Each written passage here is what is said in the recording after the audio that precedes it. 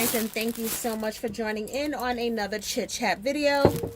And today's topic is called, or is about, rather, not is called, but is about the power of forgiveness. And so I have two stories to tell you.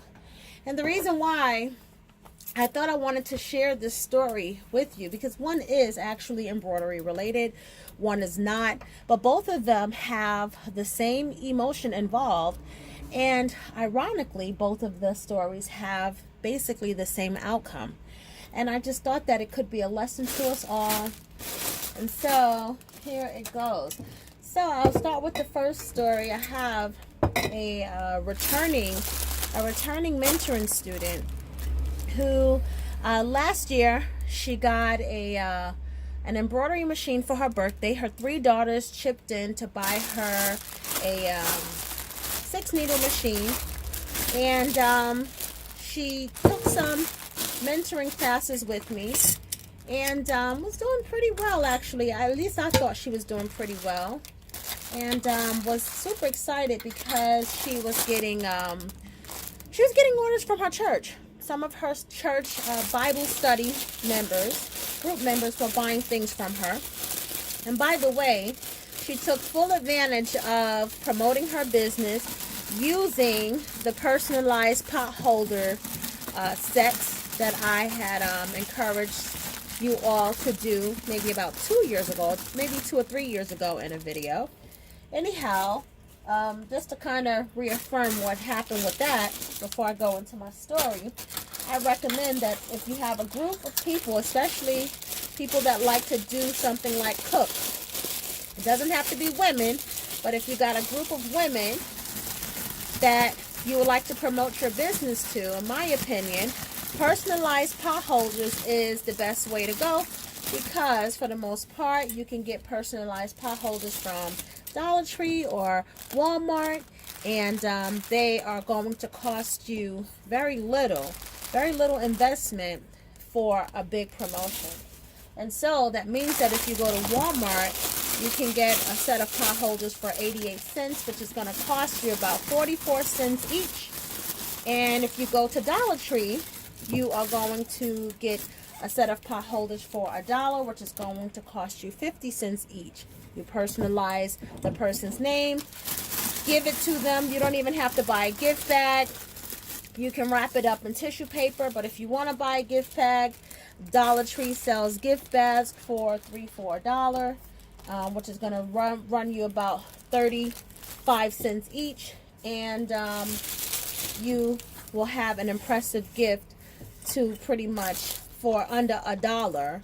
For a little over $1, you are having the ability to promote your embroidery services.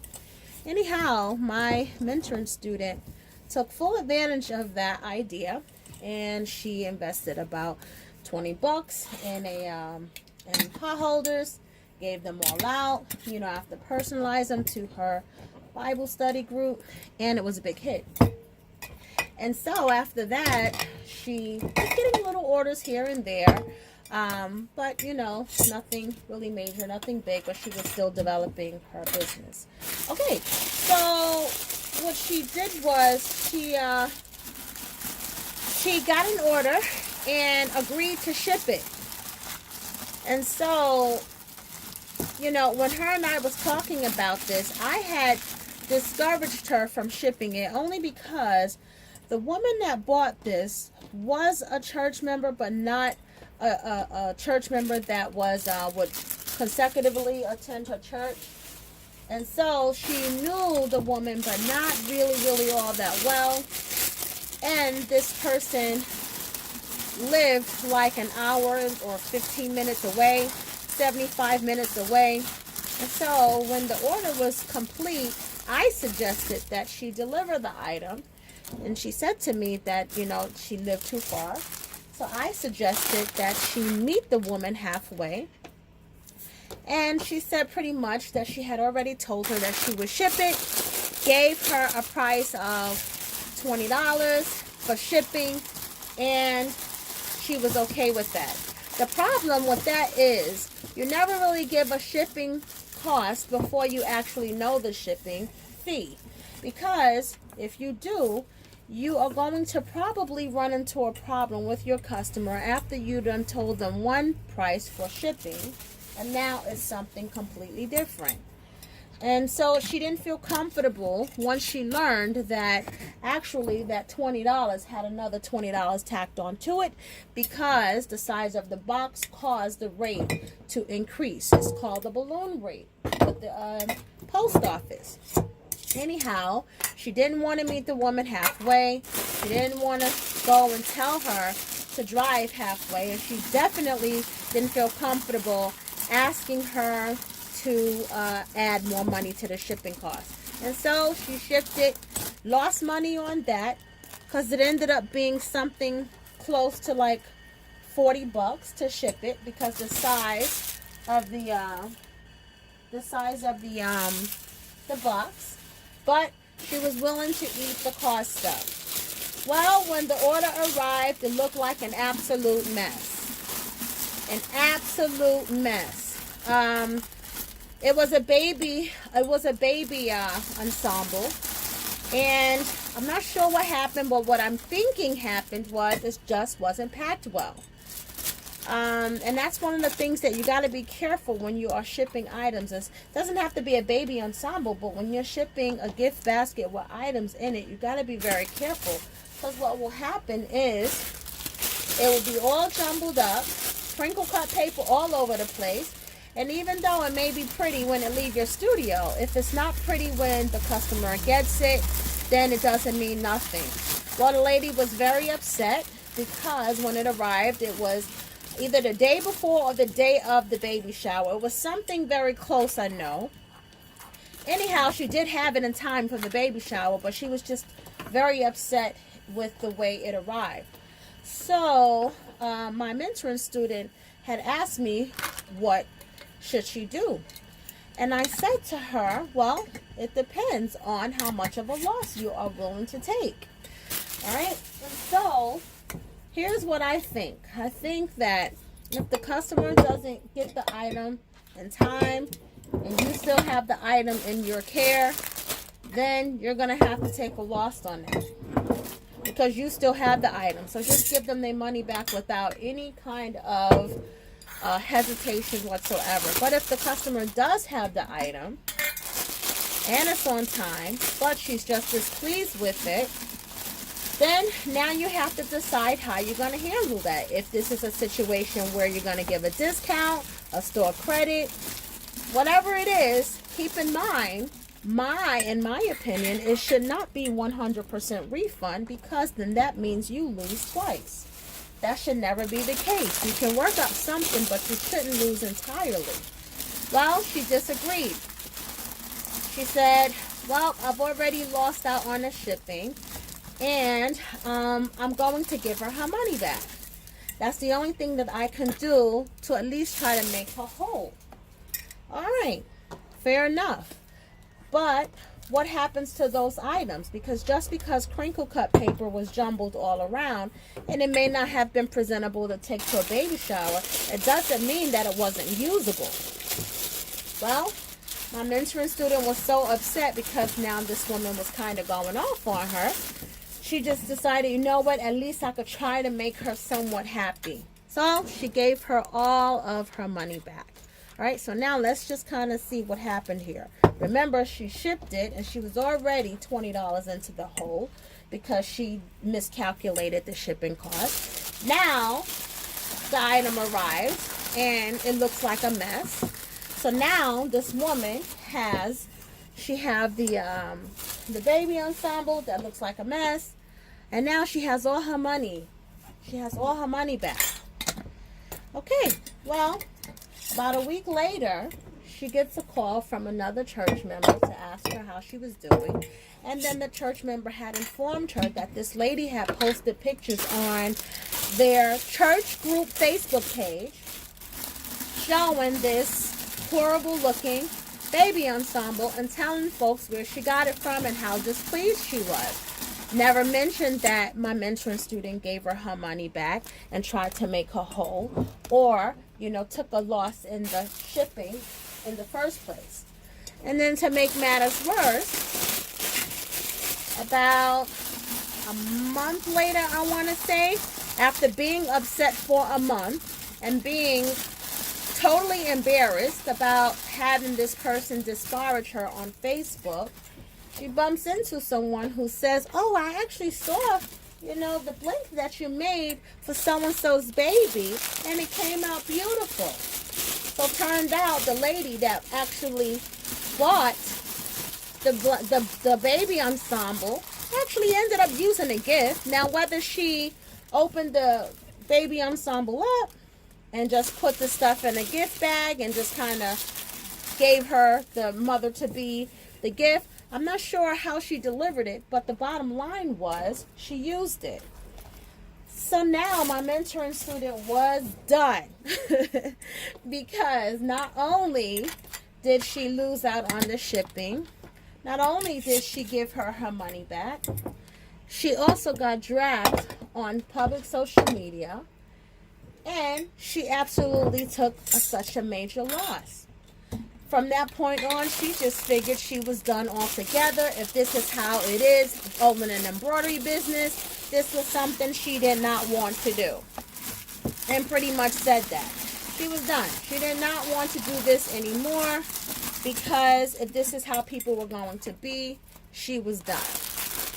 Okay, be done. But how long are you done? Because keep in mind, her daughters were the one who bought her this embroidery machine.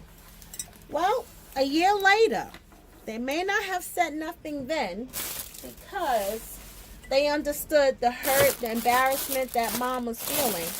But a year later, now they are done. Mom needs to get back on the bike. That's what one of her daughters said. When you fall off, you get back on the bike. So one of her daughters is really upset with her because she is a single parent, and she says that when her sisters came to ask her for a cut to invest in this embroidery machine, she knew it would set her back, but her mom was, a wonderful mom, and it was her birthday, so they decided to do this. So a year later, after her first bad review, they are kind of losing patience with her now. And now she's just to the point where she just cannot get past how she was treated, how this customer treated her, and she's just very fearful of, just going in with this embroidery thing again. So my response to her now is, well, you have two choices. You either go back to your embroidery machine after assessing what you've done wrong. She done had a year to do that already. Or you sell your embroidery machine. That's it. There's no in between. But just letting it sit there cold shouldn't be an option. Especially when this was an expensive gift from your daughters. So either you go at it again or you sell it. So my foster daughter, my former foster daughter, because she's 22 years old now, her and I reconnected on my birthday back in July. She found me on Facebook.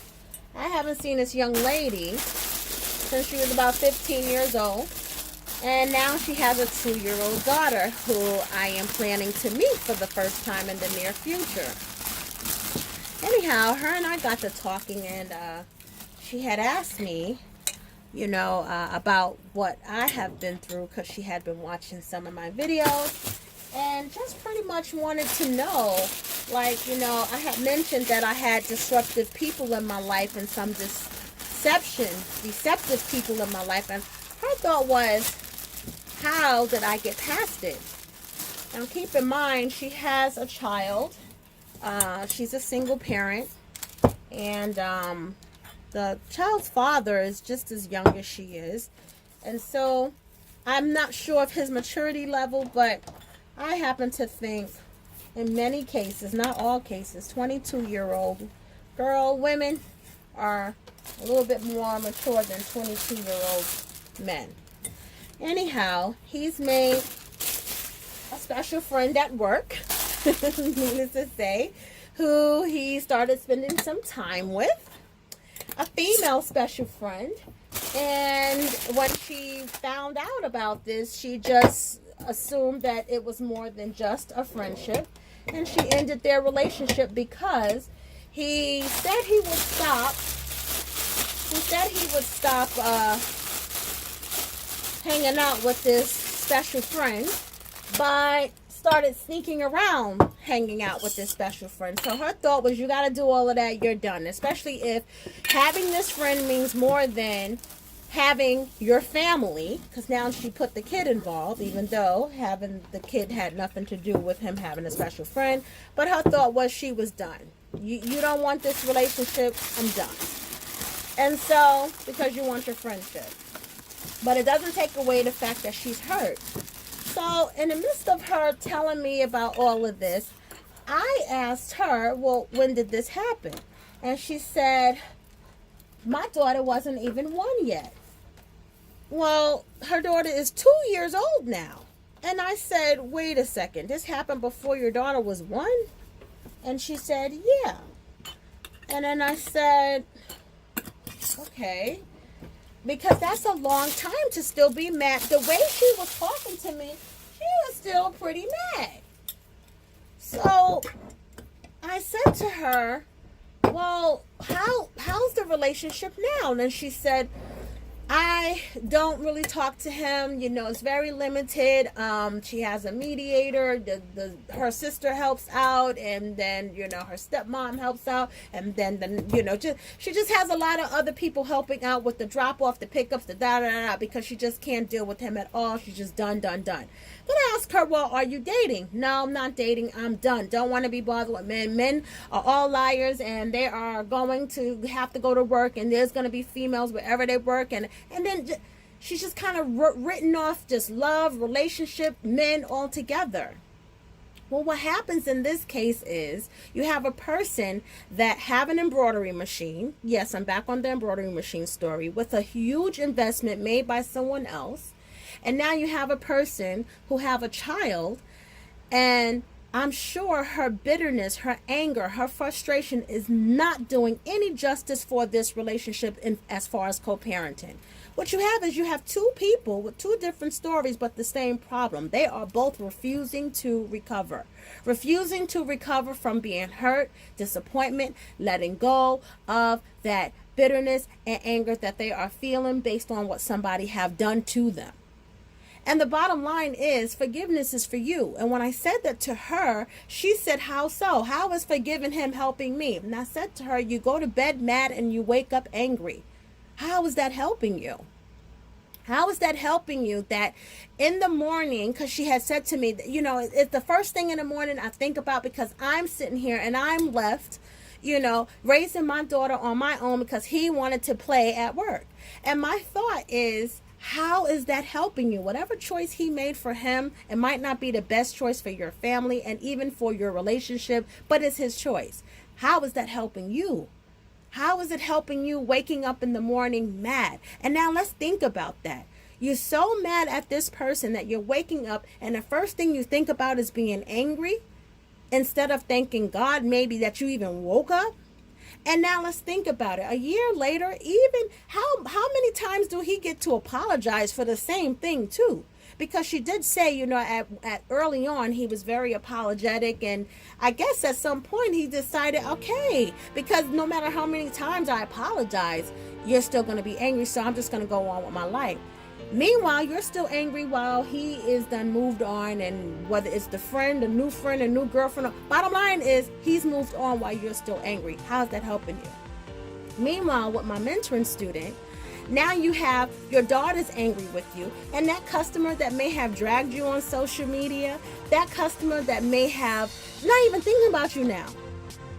And they made off with whatever, they still used the gift. So they wasn't that mad. They may have been angry at the fact of the way it arrived, but they got over it, obviously, because they still moved on and gave the gift to the expecting mom. Meanwhile, you're still hurt over what happened. So now your business is at a standstill. You got daughters that are mad and resentful because they kind of feel like now, okay, mom, get over it. And you're refusing to recover. You got to allow yourself to heal. You have to allow yourself to heal. Forgiveness is for you. It is not for the other person. And don't you ever think that it is for you. I'm sorry, for the other person. It is only for you. Because people do move on. People move on, whether, it's a love relationship, whether it's a bitter customer. People move on. People are not waking up in the morning saying, you know what, I purchased embroidery from so-and-so last year and I'm still mad. No, people get over it and they move on. You got to allow yourself to heal because you are only hurting you.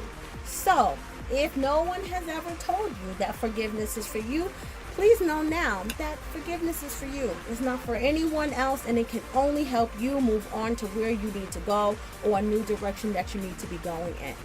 That's all I have for you today. If you like this video, please give it a thumbs up. Tell me what you think. I have some other things that I need to organize in this little room today. Plus, I have a couple of orders, and I hope you join in on another chit chat video. Until then, I'll see you next time. Bye.